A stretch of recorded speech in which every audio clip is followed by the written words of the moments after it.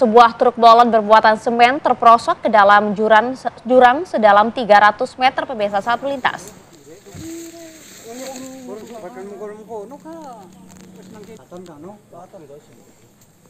Beginilah kondisi truk saat berusaha dievakuasi petugas kepolisian yang dibantu oleh warga, dan menurut keterangan polisi, kecelakaan bermula saat truk molen yang dikemudikan warga mencoba untuk mendahului kendaraan yang berada di depannya. Truk justru terperosok ke arah sisi jalan yang kondisi tanahnya mudah longsor, sehingga kendaraan berat tersebut terjun bebas ke dalam jurang sedalam 300 meter. Sopir truk sempat dilarikan ke rumah sakit namun kemudian dinyatakan meninggal dunia.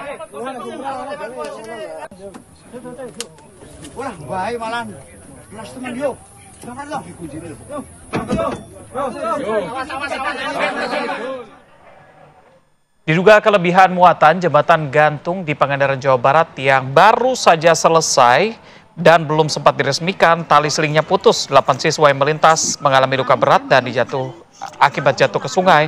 4 orang dilarikan ke puskesmas.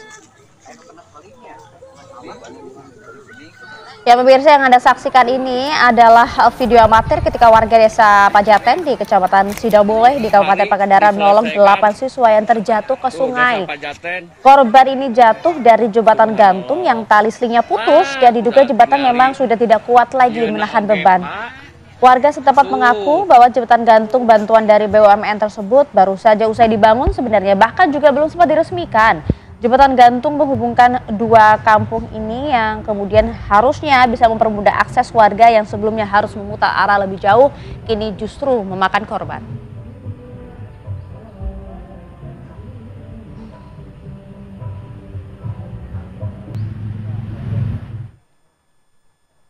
Ya pemirsa, kita coba ajak Anda berbincang bersama dengan Pak Dede Haryadi selaku sekretaris dari Desa Pajaten. Selamat pagi Pak Dede. Selamat pagi, Mbak. Siap. Nah, Pak Dede saat ini berada di lokasi jembatan yang putus tersebut ya, Pak ya? Betul.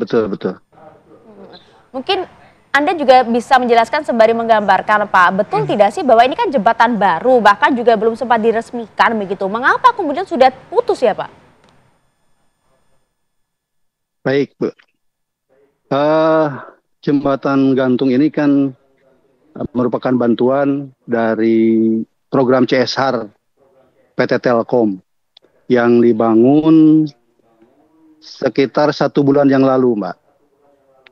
Dan sebetulnya hari ini kami mendapat konfirmasi dari pihak pekerja bahwa hari ini itu akan dilaksanakan peresmian.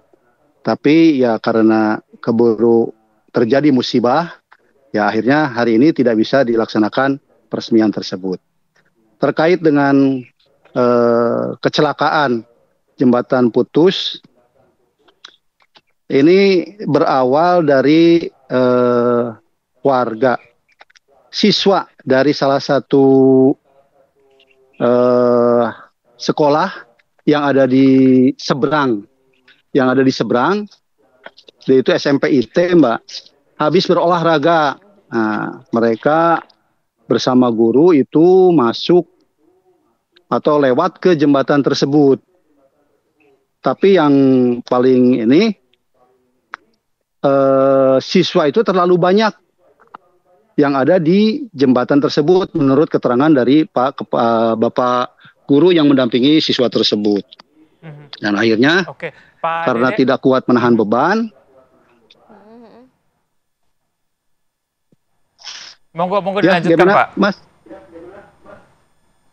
Oke, Pak Dede, ini kan jembatan masih belum diresmikan, tapi siap. Masih belum diresmikan, tapi ternyata siswa dan guru melewati di sana begitu. Apakah memang tidak ada penjagaan pada saat itu sehingga kelebihan muatan tadi mengakibatkan jembatannya bisa putus? Atau justru memang nggak ada informasi sebelumnya berapa kapasitasnya begitu ya, Pak? Pak Dede. Memang tidak ada batasan yang tertulis di rambu-rambu. Hanya itu yang ada itu hanya untuk pejalan kaki. Jadi maksimal berapa orang yang harus lewat yang berada di jembatan tersebut itu belum ada. Jadi akhirnya ya kejadiannya seperti itu. Oke, tapi apakah kemudian sempat ada informasi Pak pada saat proses pembangunan gitu ya bahwa memang jembatan ini hanya bisa dilalui berapa orang secara bersamaan begitu? Sudah ada informasi itu tidak Pak? Oh, belum, Mbak. Belum ya, berarti tidak ada informasi di sana ya. Pak Dede, kalau kami tanyakan bagaimana kondisi dari korban siswa-siswa ini, kondisinya saat ini seperti apa Pak? Kabarnya kan kemarin juga sempat dibawa ke puskesmas untuk pengecekan ya, kondisi kesehatan mereka ya. Ya, alhamdulillah keadaan siswa sekarang semuanya sudah membaik Pak, terutama yang 4 orang. Kebetulan juga saya kemarin ikut evakuasi ke puskesmas, jadi saya bisa menyaksikan langsung keadaan siswa tersebut dan dirawat di puskesmas. Dan besok harinya mereka semuanya sudah bisa kembali ke pondok Pak, ke sekolah. Dan sampai saat ini kebetulan kemarin juga kami dari pemerintah desa menengok ke sana. Alhamdulillah semuanya sudah baik-baik saja. Alhamdulillah kalau begitu. Tapi Pak Dede, kan ini tentu menimbulkan rasa trauma ya, terutama bagi para siswa, bahkan juga warga yang mungkin juga seharusnya bisa beraktivitas dengan menggunakan jembatan ini. Saat ini seperti apa Pak respon warga Pak? Betul.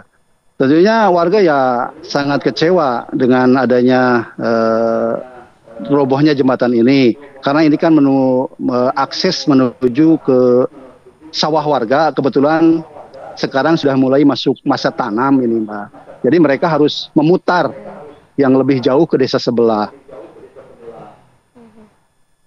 Oke, tapi kalau dilihat Pak, mohon maaf nih ya Pak, kalau dilihat kan memang kayaknya jembatannya kurang kokoh gitu ya. Tapi kalau Anda melihat sendiri seperti apa Pak? Iya, betul. Kalau lihat spek dari jembatan tersebut kayaknya memang material yang dipergunakan itu agak kurang bagus lah, sehingga ya tidak bisa menahan beban yang seharusnya memang masih kuat. Karena menurut informasi dari pekerja, katanya ini bisa menahan beban sampai dengan 1 ton kalau tidak berada di satu sisi, tapi posisi muatannya gitu ataupun bebannya. Tapi ternyata kemarin kemungkinan kurang dari 1 ton, tapi ternyata terjadi musibah tersebut. Iya, mungkin harus dilibatkan ahli konstruksi ya, supaya kekuatan dari jembatan ini juga bisa diukur dan tidak ada korban lagi. Kami harapkan juga ini bisa segera diperbaiki supaya tidak ada lagi korban yang jatuh di sana ya. Pak Dede, terima kasih sudah berbincang bersama kami. Selamat kembali beraktivitas. Siap, sama-sama ya.